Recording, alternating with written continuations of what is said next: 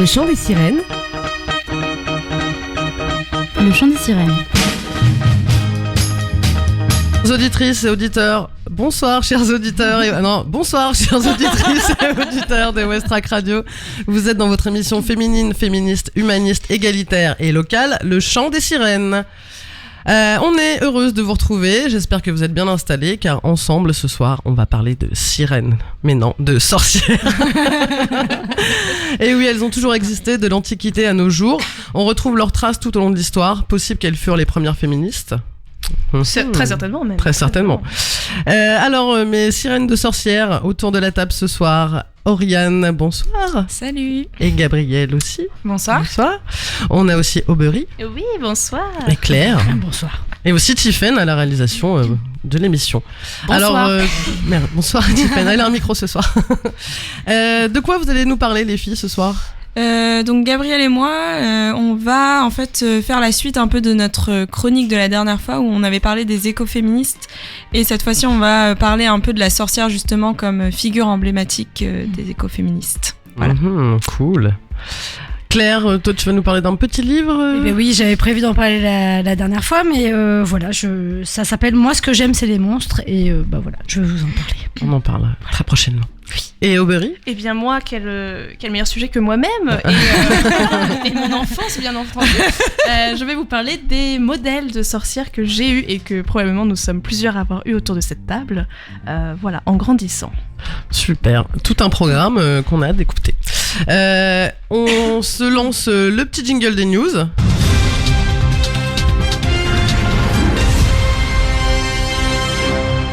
Alors, niveau des news, moi j'ai noté, je voulais savoir si vous aviez regardé des matchs de foot du coup, de la Coupe du Monde féminine. Ah oui, non, bien sûr, c'était mes devoirs là. Bravo. Un petit peu.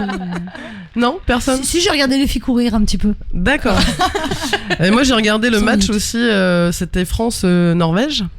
Et j'ai trouvé ça très agréable en fait de voir des filles sur le terrain. Je trouve qu'elles sont moins chochottes que les mecs. Carrément. C'est moins acteur studio. Ah, il m'a touché, il m'a fait mal Carrément. et tout ça. Bon, même si des fois on marque un but dans son camp, ça arrive hein, même au meilleur. Oui, il y a une des joueuses qui a fait ça de l'équipe de France. Et voilà, non mais je dis ça parce que il y a aussi tous les journalistes. Commentateurs sportifs qui sont un peu dans la problématique de j'arrête pas de me tromper, je dis il à la place d'elle, je dis gardien de but à la place de gardienne de but. Du coup je trouvais ça assez marrant la difficulté pour eux quand même Ouais. de mettre au féminin voilà tous les termes sportifs fou, hein. du foot. Moi j'ai vu qu'il n'y en avait pas une qui avait les cheveux courts. Ah ouais. Ouais, elles ont toutes les cheveux longs. Très long et un coup de cheval Je effectivement. propose d'aller raser une ou deux d'entre elles. Bah oui bien sûr, bah Oui, oui ça on est fait envie, dans le je veux thème dire, des ça sorcières, fait allons-y, rasons tout le monde. Non, je plaisante. Non, bah d'ailleurs, il y a un match ce soir. Il y a encore la France, l'équipe de France qui joue contre le Nigeria dans le stade de Rennes. Donc c'est à 21h. Donc vous pourrez regarder le match juste après l'émission. Je me permets, c'est le Roison Park. Le Roison Park à Rennes, tout à fait. Est-ce que c'est le stade des Rennes? Oui. Mais en parlant de Roison Park, justement, moi j'ai pas regardé de match, mais j'ai vu une info passer. Le 11 juin, justement, donc au Roison Park de Rennes, juste avant le coup d'envoi du match Chili-Suède pour la Coupe du Monde féminine de foot, il y a 600 supportrices qui ont entonné l'hymne des femmes. Et donc voilà, atypique quand même, on voit pas ça souvent dans les matchs. Ça change un peu de la Marseillaise. C'est clair. Et en fait, pour expliquer un petit peu, cet hymne des femmes, il a été créé par des militantes féministes en 1977 sur l'air du Chant des Marais qui avait été composé par les déportés pendant la Seconde Guerre mondiale. Et il est devenu un chant emblématique du mouvement de libération des femmes et plus largement ensuite des luttes féministes francophones. Tu vas nous en chanter un petit bout. Non, pas du tout. J'ai pas révisé. On le trouvera pour la prochaine émission. Et moi, je voulais souligner aussi que, du coup, au Havre, il y a un petit festival de films qui s'appelle Foot Del, là, qui débarque aussi à Étretat et à Saint-Romain. Donc, il y a des projections demain au Sirius. Donc, voilà, c'est sur le thème du foot et des femmes dans le sport féminin. Il y aura aussi des débats après les projections. Il y a aussi mercredi 26 à 14h30 à la Fabrique Atrium, donc une projection d'un film également. Et puis un documentaire aussi à 18h30 à la salle Julien Allard. Donc voilà, si vous avez envie de découvrir le sport au féminin. Claire, je crois que tu voulais nous parler d'un livre aussi. Oui. Alors, à toi. Alors, ce livre, il s'appelle Moi, ce que j'aime, c'est les monstres. C'est écrit par Émile Ferris. Et Émile Ferris, pour moi, c'est une sorcière. Oui. Elle m'a ensorcelée, comme je pense la plupart de ses lecteurs et ses lectrices. Quand j'ai entendu ce nom, déjà, Moi, ce que j'aime, c'est les monstres. Je l'ai pas entendu dans le sens monstre égale gros porc de MeToo. Et encore, c'est pas très sympa pour les cochons avec qui j'ai grandi. Mon père était éleveur de porcs. Oui. Bref. Et autres pervers violents, physiques et mentaux, dictateurs, bourreaux, assassins, brûleurs de femmes, tout ça. Non, moi, les monstres, je l'ai entendu dans le sens des personnes pas comme les autres, pas dans le moule, quoi. Cette fascination pour les femmes à barbe, les personnes de petite taille, les siamoises et autres hommes à muscles ou personnes LGBT des freak shows d'autrefois. Oh oui, quand j'ai entendu ce nom, Moi ce que j'aime c'est les monstres, tout de suite un sort m'a conduit direct à la librairie. Ensuite, il m'a fallu 15 minutes pour décrocher de l'intérieur de la couverture. Si ça c'est pas de la magie noire. Et tout le reste de ce livre premier m'a fasciné jusqu'à la fin, où justement j'ai relu rassuré cette couverture où était écrit livre premier. Ouf. J'en veux encore. Moi, ce que j'aime, c'est les monstres. C'est l'histoire de Karen Reyes, une petite fille de 10 ans, passionnée par les monstres, qui se croit loup-garou.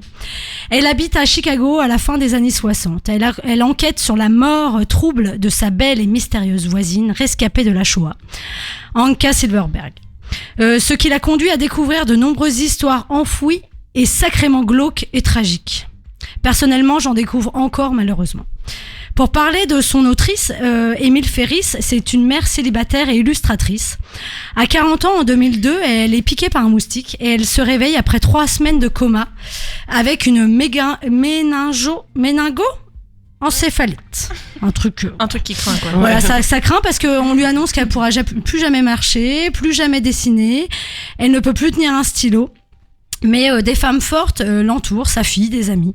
Elle va se battre, on va lui scotcher un stylo sur la main. Elle va dessiner, elle va prendre beaucoup de temps pour ça. Et la persévérance sera son maître mot. Elle va reprendre les cours et elle commence à écrire ce roman graphique ça va durer 6 ans.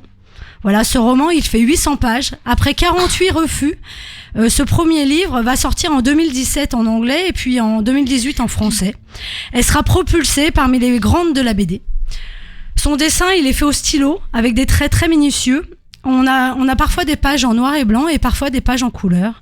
Son univers, il est assez sombre, anxiogène. Il dépeint la réalité vraie de la vie d'une jeune fille qui vit dans ses songes. Et ce livre, il est beau et envoûtant.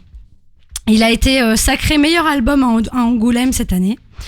Et pour anecdote, en tant qu'illustratrice, en fait, Émile Ferris, elle a essayé, comme son père, d'entrer dans une entreprise de flippers à Chicago pour dessiner l'intérieur des flippers, vous voyez ? Voilà. Cool. Et en fait, le patron de la boîte, il lui a dit « Waouh, vous faites ça alors que vous êtes une fille, c'est formidable. J'adorerais vous embaucher, mais vous voyez ici, c'est une entreprise de bonhommes. Et les gars aiment faire des blagues graveleuses. Vous vous sentiriez mal à l'aise et vous finiriez par vous sentir blessé. Et elle dit « Toute ma vie se résume à ce genre de rencontre. » Voilà, et Émile Ferris, c'est aussi une fille qui est très engagée sur les questions LGBT. Et pour la citer, elle dit « Il y a un tel retour à l'ordre moral, les villageois prennent le contrôle du pays et ils ne veulent pas laisser une once de liberté aux gens qui ne sont pas comme eux. C'est intolérable. J'ai un vrai problème avec les villageois et les gens avec des fourches et des torches qui s'en prennent aux monstres. Et oui, aux monstres et aux sorcières. Hein, voilà. Ouais, bienvenue au Moyen-Âge 3.0. Voilà.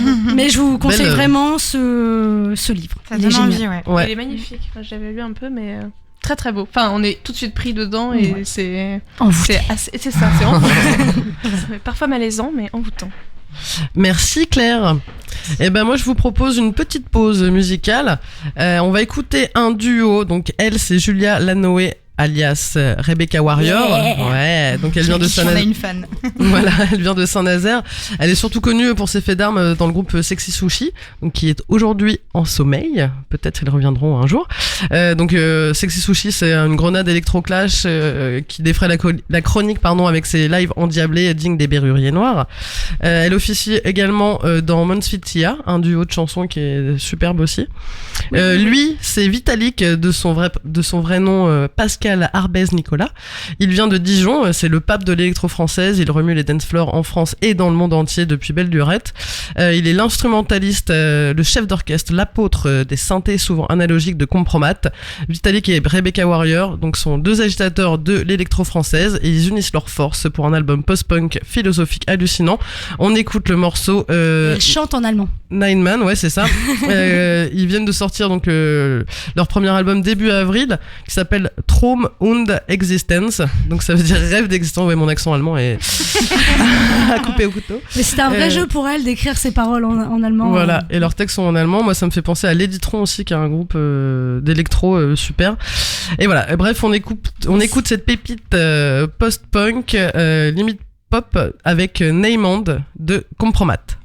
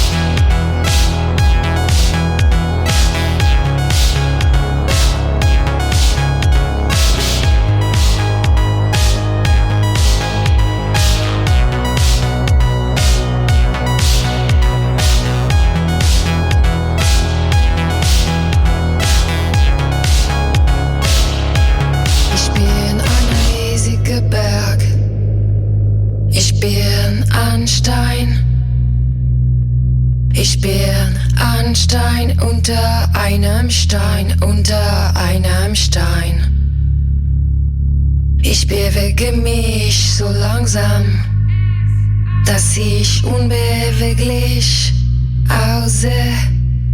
Wutbach, Wildbach, Bäche von meinem Tränen. Niemand hört es, als ich schreie. Niemand hört es, als ich schreie.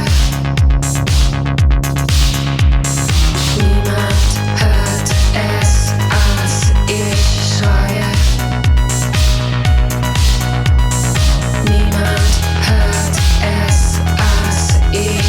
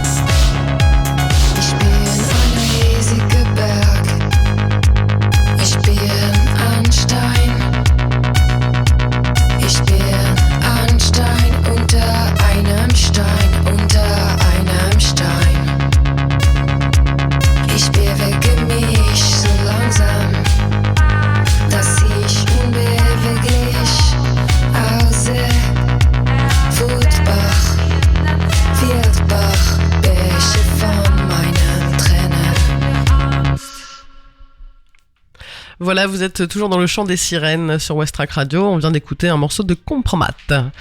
Les filles, donc c'est à votre tour de nous présenter votre chronique, Gabrielle et Oriane. Oui, donc nous, on va faire un petit retour en arrière. En fait, il y a 2 semaines, on vous parlait des écoféministes et de leur combat contre une société capitaliste et patriarcale. Donc, c'est-à-dire une société dominée par les hommes qui a servi à la fois la nature en surexploitant les ressources naturelles et les femmes en les cantonnant à des tâches domestiques, entre autres. Donc, on vous avait également parlé à cette occasion des critiques essentialistes qui ont été émises à l'encontre des écoféministes. Donc, pour rappel, en fait, il y a certaines féministes et surtout en France, pays très basé sur la raison et la tradition. C'est ça. Donc certaines féministes, en fait, elles critiquent les écoféministes parce que elles se reconnaissent pas dans ce courant de pensée. En fait, elles disent qu'elles refusent qu'on rapproche encore une fois les femmes à leur penchant naturel entre gros guillemets. Autrement dit, des femmes qui seraient des êtres plus sensibles que les hommes et donc plus aptes à s'occuper du domaine du care. Donc le care en anglais, c'est le prendre soin.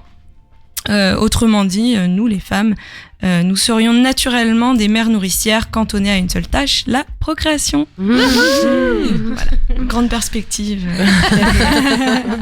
Gros programme. Ouais. C'est pas...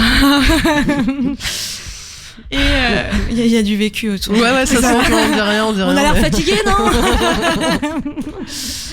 Et en fait, en réalité, c'est mal comprendre ce que l'écoféminisme est, puisque les écoféministes ne sont pas du tout dans cette dynamique. Au contraire, elles vont s'émanciper des carcans érigés par la société patriarcale, par justement le retour au travail de la terre.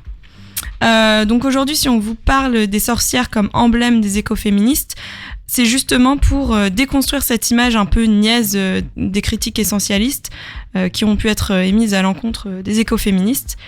Donc, comme l'écoféministe, la sorcière, c'est celle qui se réapproprie la nature et qui tire sa force des plantes. Je vais rapidement faire un retour historique sur la naissance et l'évolution de la perception des sorcières pour que vous puissiez un petit peu mieux comprendre le parallèle entre ces deux figures. En fait, c'est à la Renaissance que se développe réellement l'imagerie des sorcières. La sorcière, c'est une femme qui sait manier les remèdes naturels et notamment afin de contrôler les naissances. Donc vous pouvez l'imaginer, à l'époque, ça plaît pas du tout à l'église. Tu m'étonnes.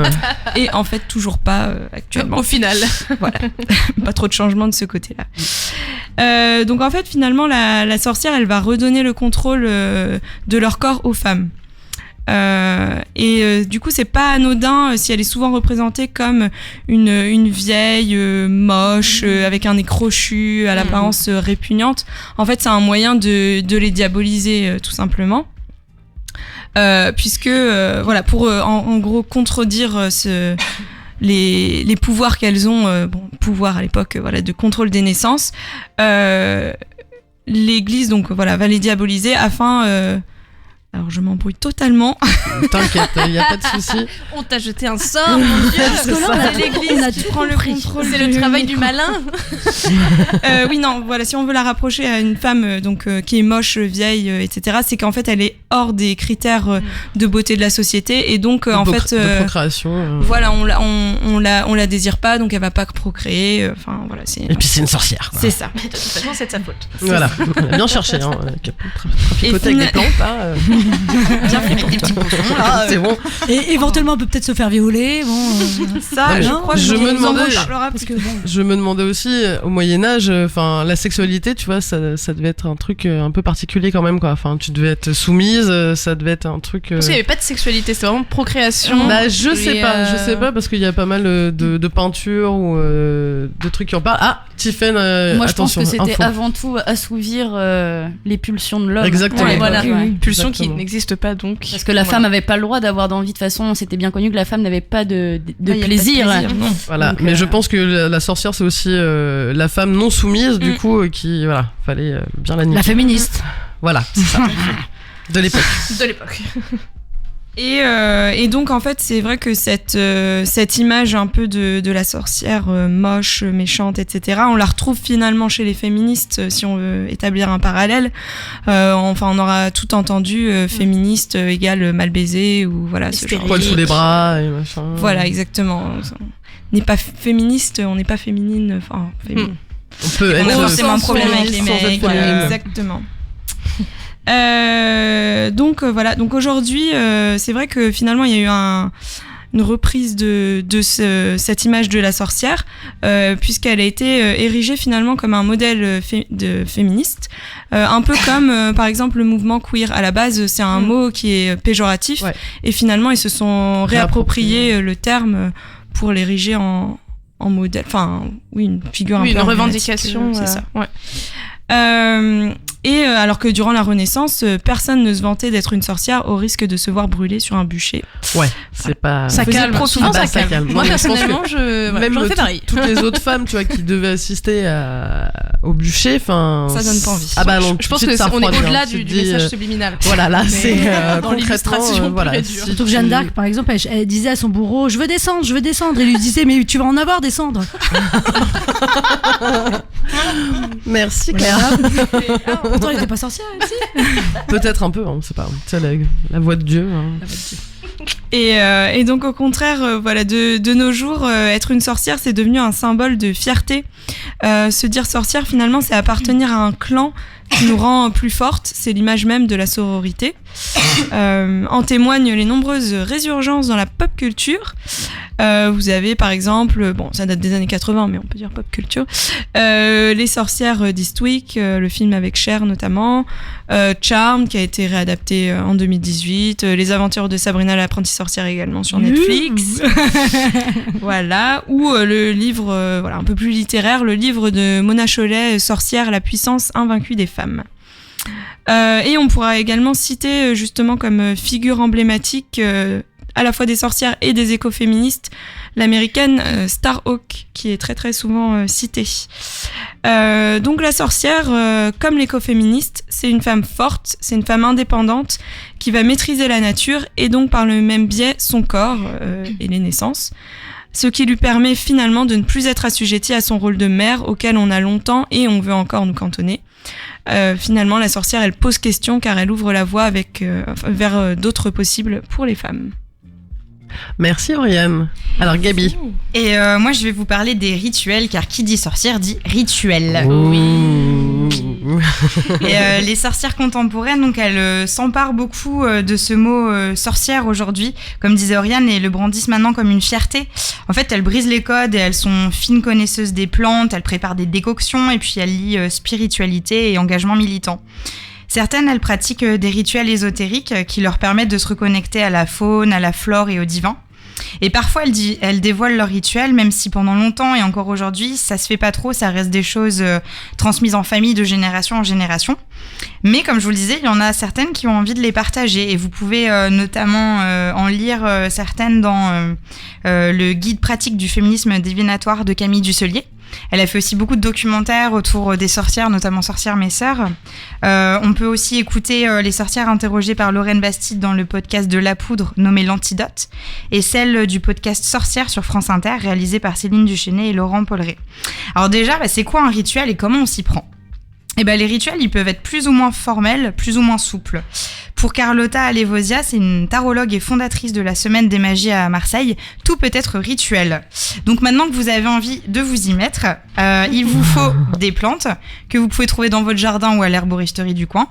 Parce que oui, on vous le disait, ce qui relie les écoféministes et les sorcières, c'est le fait de vouloir se reconnecter à la nature. Donc choisissez vos plantes avec soin en fonction de leurs propriétés. Par exemple, Christelle Hainaut, c'est une artiste plasticienne. Elle explique dans le podcast L'Antidote dont je parlais un peu plus tôt qu'elle fait des décoctions avec des fleurs d'aubépine. Cette plante, pour elle, elle est symbolique. Ses fleurs et ses feuilles, elles ont des propriétés inverses, ce qui au final crée une sorte d'équilibre. Les fleurs, elles sont calmantes du stress, elles apaisent les palpitations cardiaques, alors que les feuilles, au contraire, elles sont tonicardiaques. Cette plante, elle représente un point d'équilibre au niveau du cœur, elle a une belle symbolique, elle représente toute cette dualité dont il faut sortir pour trouver un point d'équilibre. Et donc maintenant, vous pouvez tracer votre espace de rituel dans un endroit où vous vous sentez bien. La plupart du temps, les sorcières, elles utilisent la forme de spirale, c'est une forme qui revient assez souvent. Et vous pouvez utiliser des bougies, par exemple, pour créer à la fois votre espace et aussi pour l'ambiance lumineuse. Starhawk, dont on parlait tout à l'heure, la grande figure militante féministe et sorcière néo-païenne, elle initiait à la danse en forme de spirale. Maintenant, parfumez votre environnement avec de l'encens. Plutôt de l'encens de sauge ou de l'encens de rose, c'est purifiant. Et puis ajoutez-y un petit peu d'huile essentielle. Et maintenant, il vous faut de la concentration surtout. Essayez de vous connecter aux énergies les plus primitives, écoutez votre corps, laissez-le vivre, bref, dansez et chantez. On est dans une société du contrôle et notre corps, il est toujours soumis à des impératifs de bien se tenir, rester assis, rester droit, maîtriser ses émotions ou canaliser sa colère. Là, par contre, vous pouvez vous lâcher. Et histoire de vous donner des petites idées, il y a quelques exemples d'ingrédients et de rituels de sorcières. Jack Parker, c'est la fondatrice de la première newsletter de sorcières qui s'appelle Witch Please. Alors elle, pour faire un rituel de souhait et de manifestation, elle utilise des feuilles de laurier séchées. Chaque feuille manifeste un souhait, une intention. Donc vous pouvez écrire dessus ou y inscrire un symbole, vous faites plaisir. Vous les brûlez en pensant à votre souhait, en le visualisant bien. Une fois que les feuilles sont brûlées, restez concentrés et laissez les cendres s'envoler par la fenêtre ou dans la nature. Laissez l'univers porter votre souhait et le ramener vers vous. Vous pouvez aussi faire des offrandes à Hécate, qui est dans la mythologie grecque la déesse de la lune et maîtresse en sorcellerie. Souvent, et c'est le cas de Jack Parker, il y a les règles qui sont intégrées au rituel. C'est pour elle un fluide puissant et, je cite, la seule coulée de sang pacifiste. Le moment des règles, il est aussi appelé le temps des lunes, où on est plus dans l'intuition, dans un état d'ouverture physique avec le col de l'utérus, mais aussi dans une ouverture psychique et énergétique. Donc c'est le moment propice pour se concentrer sur soi et donc jeter des sorts. On peut se demander qui peut être sorcière finalement. Pour le Witch, Women's International Terrorist Conspiracy from Hell, chaque femme est une sorcière. Elles écrivent dans leur manifeste « Pas besoin d'adhérer à notre organisation. Si vous êtes une femme et que vous regardez à l'intérieur de vous-même, vous êtes une sorcière. » Donc on est toutes des sorcières, en fait. Et il y a un petit rituel super génial, c'est juste, dès que vous avez l'occasion, c'est d'aller mettre les pieds nus dans l'herbe. Ouais. Voilà, c'est rien, mais c'est tout bête. C'est un petit contact à la nature et qui est super. Ouais. D'éco-féministe, hein. Moi dès que je peux je fais et c'est vrai que j'ai l'impression de respirer. Mais oui, mais même regarder la mer, l'horizon, moi ça m'apaise, ça connecte. Ah non mais moi j'adore les sorcières, j'adore tout l'écoféminisme, je trouve ça tellement vrai. Enfin voilà, moi j'adore regarder les étoiles, être connecté à l'univers, enfin on fait tous partie de ça aussi, on est de la poussière d'étoiles, hein. C'est quoi vos bouts de nature préférés? Toi, c'est des étoiles, Marie? Ouais, les étoiles et mon jardin. Je pense que c'est les étoiles aussi et une étendue, mais qu'elle soit pleine, mer ou quoi, une grande étendue où il n'y a rien au bout, où ça se perd à perte de vue, tu vois. Moi, j'adore justement ces grandes étendues où t'as l'impression justement de faire partie de l'univers. Et pas de point de repère. C'est ce qu'on appelle l'égrégore. En ce moment, c'est la cime des arbres et les arbres.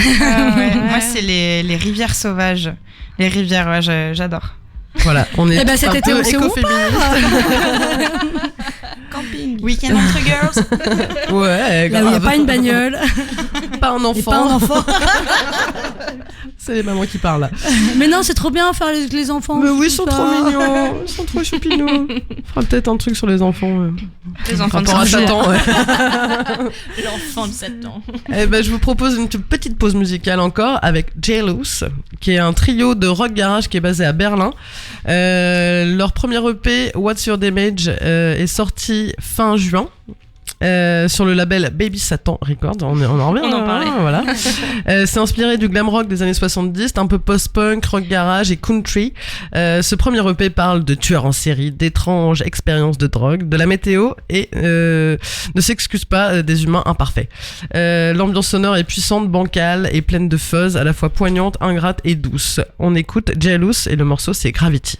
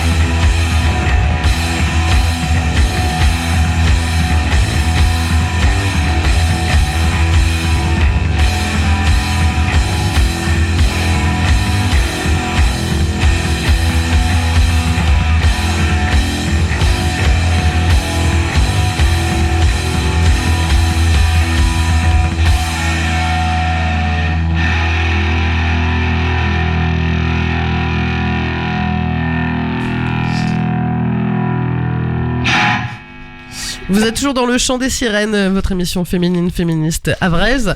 On vient d'écouter un morceau de J-Loose qui est excellent. Hein. J'espère qu'on les verra bientôt en concert. Claire, tu voulais nous faire une petite étymologie du mot sorcière? Oui, moi j'aime bien les mots. Alors, savoir de quoi on parle. Voilà.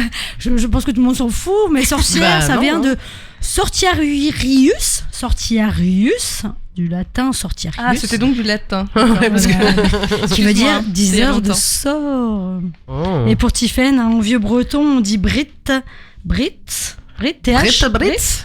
et ça veut dire magie. Donc alors, je sais pas comment on dit sorcière en breton, tu sais? Alors non. Bon, voilà, pendant la pause musicale, j'ai fait quelques recherches, mais peut-être un peu trop succinct. Voilà. Chère sorcière, je laisse la vedette au Burry. Et voilà, puisqu'on parlons latin, parlons éducation, donc voilà. Moi, j'étais sur cette thématique-là, j'étais bien partante, et en fait, c'est vrai que, comme disaient Oriane et Gabi, les sorcières, c'est à la mode, on entend beaucoup de choses sur les sorcières, notamment l'influence des sorcières dans les séries, dans les films, et je me suis dit, eh bien, parlons de moi, puisque on entend déjà beaucoup de choses sur ça. Donc j'ai juste repris un peu ce que moi j'avais comme modèle de sorcière quand j'étais enfant, et je me suis rendu compte qu'il y en avait beaucoup plus que ce que je pensais, et surtout avec mon regard d'adulte et de femme éduquée au féminisme maintenant, je me rends compte que c'était pas si ouf que ça en fait. Voilà, donc mon premier rapport aux sorcières, donc je passe les Blanche-Neige, le Magicien d'Oz, etc., puisqu'au final c'est pas tant ça qui m'a marqué. Moi j'étais surtout abonnée aux Petites Sorcières. Donc les Petites Sorcières, c'est un magazine qui me paraissait totalement dingue à l'époque, où j'apprenais à faire des trucs de ouf avec mes 10 doigts, et c'était ma grand-mère qui m'avait abonnée à ça. Et il s'avère que c'était pas si dingue que ça en fait, puisque j'ai retrouvé, et ça existe encore, et il y a une nouvelle formule qui est sortie en 2016. Et ça m'a fait un peu peur quand je suis allée sur le site, et ça marquait « Les petites filles ne sont plus les mêmes qu'il y a 9 ans », donc à peu près... nous, c'est mort pour nous. C'est clair que je ne suis plus la petite fille que j'étais il y a 9 ans, et j'en suis bien heureuse. Lors de la dernière édition, nous avons donc fait un nouveau magazine plus ancré dans la réalité et plus proche de nos lectrices. Et donc, c'est aujourd'hui un magazine... J'ai failli me réabonner, puisqu'il y a aujourd'hui des conseils copines, des tests psycho, des modes, de la mode et du DIY filles. Mais genre, est-ce que c'était un peu pif gadget avec les trucs en fait, moi, pour moi c'était plus du pif gadget et du j'aime lire un peu plus grand, et en fait maintenant c'est juste un magazine féminin, puisque avec du maquillage et tout ça, DIY, à consommer, mode, apprends à consommer. Je crois que c'était dans l'autre sens. La cible étant les filles, alors ça c'est dit à toutes les lignes, on ne peut pas se tromper, voilà, les filles de 8 à 14 ans. Voilà, donc c'est hyper genré, il y a quand même un petit côté éducatif, puisque dans le dernier numéro il y avait un portrait de Marie Curie. Wouh. Finger crossed. Mais voilà, donc j'étais un peu déçue, et en fait ça a juste complètement changé. Maintenant c'est un magazine, le premier magazine féminin des enfants, quoi. Super. Mon autre modèle de sorcière, c'était dans Kirikou. C'était Karaba, et celui-là m'a vraiment bien marqué. Kirikou, qui est l'adaptation d'un conte africain. C'est ce petit garçon tout petit, qui est très intelligent, très généreux, totalement hors du commun, qui court très vite, et qui lutte contre la sorcière Karaba, qui est donc cette méchante sorcière qui kidnappe les hommes du village et qui les transforme en fétiches totalement serviles. Donc pas cool, la sorcière, genre vraiment pas cool. Elle a le regard c'est des mecs hyper ou pas méchant. Comment? C'est des mecs qu'elle a servi ou pas? Oui, c'est ça. C'est que les mecs. Ça va. Elle kidnappe que les mecs, elle les transforme, et c'est un peu des robots, et voilà. Et en fait, en relisant un peu l'histoire, on se rend compte que elle a elle-même été victime, cette sorcière, qui est hyper méchante et qui détruit tous les hommes. Puisqu'elle a été elle-même agressée par un groupe d'hommes. On le voit dans le dessin animé, elle était agressée par un groupe d'hommes qui lui enfonçait une épine dans le dos. Et cette épine lui fait très mal et la rend très méchante et très vilaine, mais lui donne aussi ses super pouvoirs. Et en fait, avec le regard d'adulte, on se rend compte que ce groupe d'hommes qui l'agresse et qui lui met une épine dans le dos, c'est en fait un viol collectif. On avait voilà. Bonsoir. Après, ça reste un conte, et en fait, tous les contes sont absolument horribles quand tu les lis avec ton regard d'adulte. Complètement. Mais quand t'es enfant, tu te dis, ok, c'est pas cool, mais d'accord. Voilà, et en fait, cette sorcière-là, elle explique aussi pas mal la relation entre les hommes et les femmes, la virilité, le viol collectif, entre autres. Mais c'est un peu au de ça, et quand Kirikou devient grand évidemment, c'est un homme gentil et il lui retire l'épine du dos et il répare le tort que tous les hommes ont fait à Caraba la sorcière.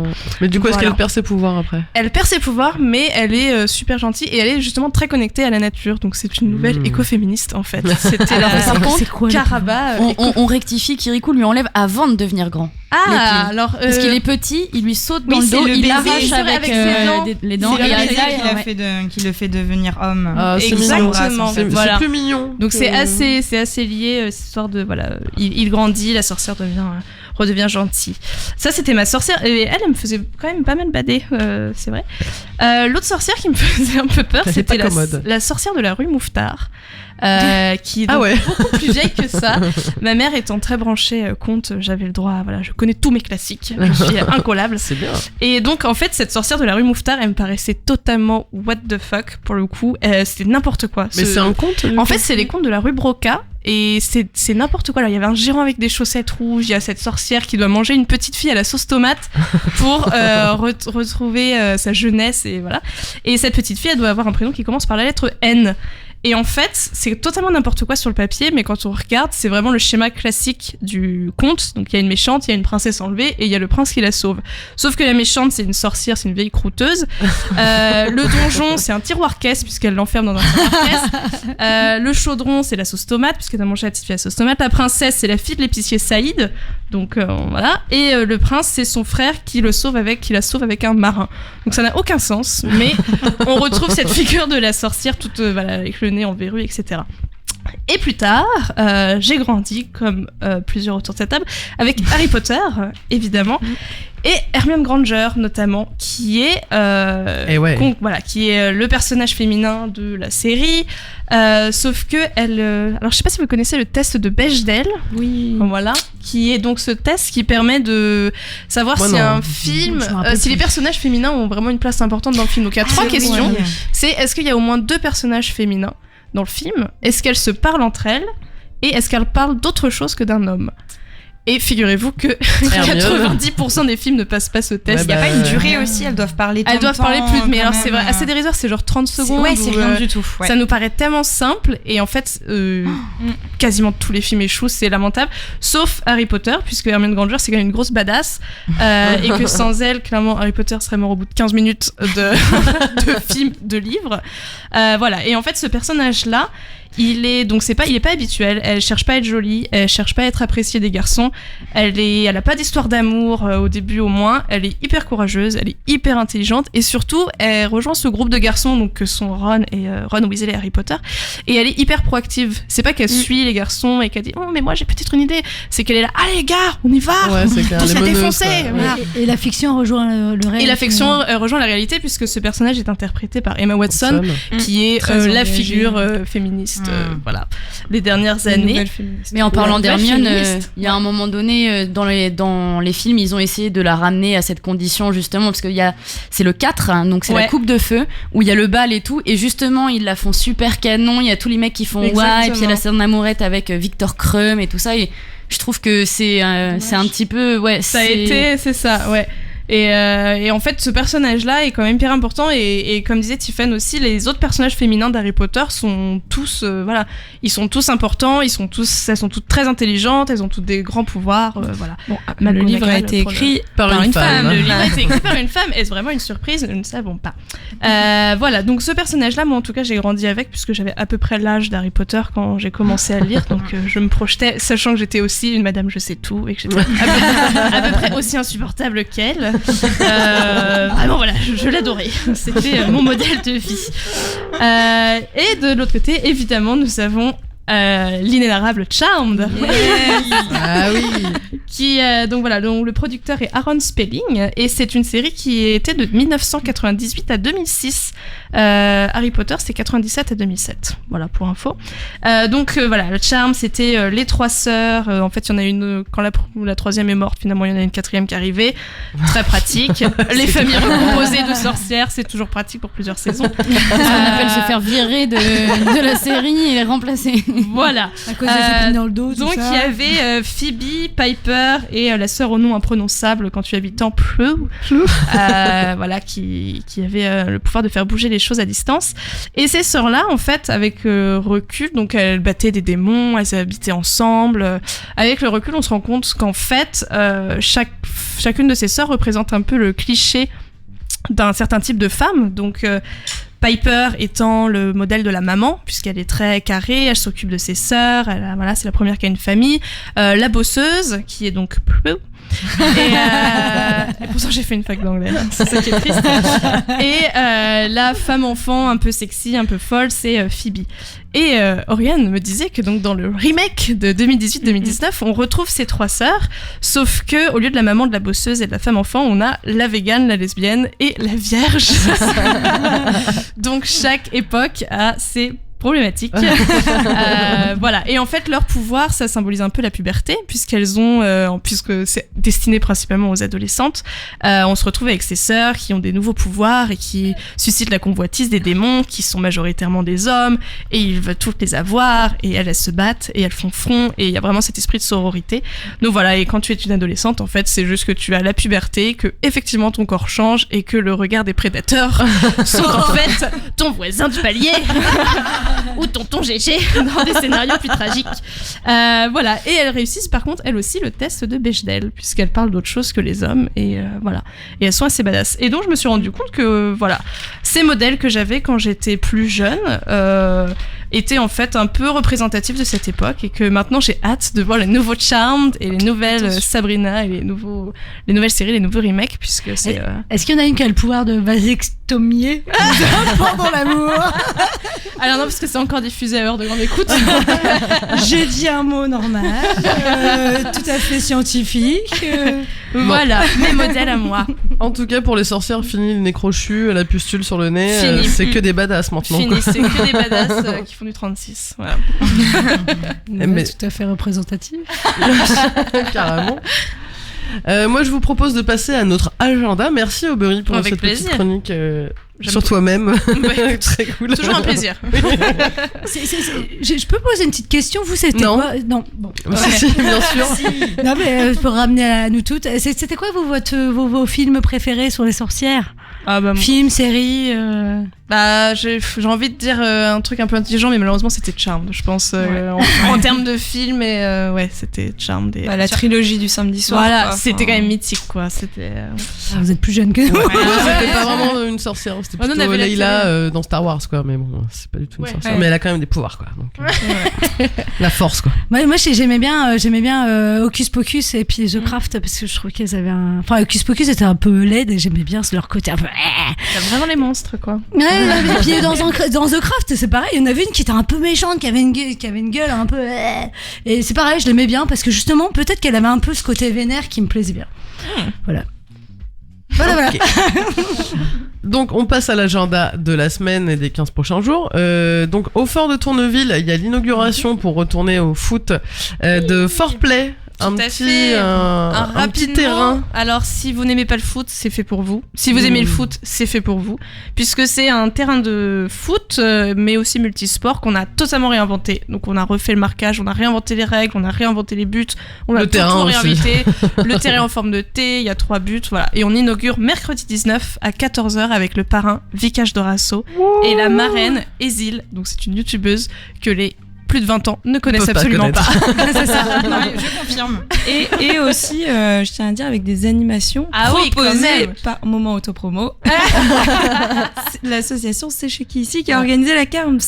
Et donc là, c'est la Kerms 2.0 et ça va envoyer du pâté. Et d'ailleurs, Westra qui sera aussi, Westra qui sera en déloc à faire des interviews de toutes ces guest stars. Mais qui n'y sera pas en fait? Ah mais c'est à vous de voir. Je pose la question. Merci Aubery. Donc il y a aussi la fête de la musique, hein, bien sûr, vendredi. Il y a aussi le festival Apollo organisé par l'association Helios. Donc c'est vendredi et samedi, 21 et 22, au bout du monde à Sainte-Adresse. Donc c'est un festival dédié à la musique électronique, à l'art graphique, à la détente aussi. Il y aura des stands de Molki, etc. Et Westra qui sera. Voilà, autopromo. Il y a aussi samedi 22, la cour de récré au MAC. Donc c'est avec la crème des groupes locaux. Hein. Il y aura Pink Flamingos, les célèbres Celeritas, les superbes Wizard Skin, Black Blood Transfusion qui revient d'outre-tombe. Qui sort, c'est ça. Misernobis, Mezzanine. Il y a aussi dimanche 23, toujours au MAC, organisé par Fake Live, LA Witch. Oui. Plus Dahlia et Dead Meat. Donc c'est du garage psyché. Et puis voilà, écoutez, Moi, sais pas j'ai si... deux petites annonces à faire. Oui, le 22 juin, on sera en direct de la fabrique Augustin Normand avec une émission faite par les habitants et les habitantes de Bléville. Donc le haut-parleur des Havrais, Westrack Radio, en direct donc de Bléville. Westra qui sera. Encore Oui, Westrack qui sera sur un projet. Voilà. Et puis le 28 juin, c'est pareil, je fais un petit peu de presque autopromo parce que c'est pas tout à fait moi, mais j'y serai quand même. Presque une soirée presque totalement masculine, sauf que j'y suis. Donc voilà. Donc je vous invite à venir le 28 juin pour la sortie d'album de Dog and Pony Show et Sound Vulture. Et voilà, moi je ferai une petite chanson donc voilà, avec avec Dog and Pony Show je crois que c'est une surprise alors je le dis pas. Donc c'est au SEM. C'est au SEM, oui, pardon. Super. Bon, voilà, plein de choses au programme des 15 prochains jours. Yeah. Nous, on se retrouve du coup le lundi 1er juillet. Ce soir à 21h, restez sur les ondes parce qu'il y a Underdogs qui est une superbe émission de rap. Et voilà, c'est l'heure de se dire au revoir. On va passer juste à un dernier morceau. Les filles, un dernier mot avant de lancer le morceau? Abracadabra. Superbe. On va s'écouter un petit morceau de Dragon's Daughters dans la lignée des Riot Girls. Hein. C'est un trio féminin qui déborde d'énergie et de puissance, exhibant leurs influences rock, punk, garage, du n'importe quoi. Voilà, c'est des jeunes filles, elles ont entre 20 et 21 ans et elles sont françaises. Et on écoute le morceau I Don't Know. Allez, à dans 15 jours. Bisous. It's coming today, but I know, and I know it would be back someday. I don't know how you'll be, but I know, and I know ways after me. And now here I on this horse at night. Where have you been? Like all through my life, and now here rides this horse at night, but it's not for my love. Now he'll be back.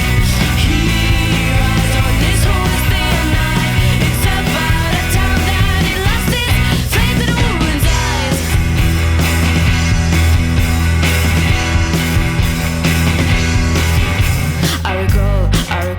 I recall the last time I saw him, and it was not pretty to see. We floated out his eyes,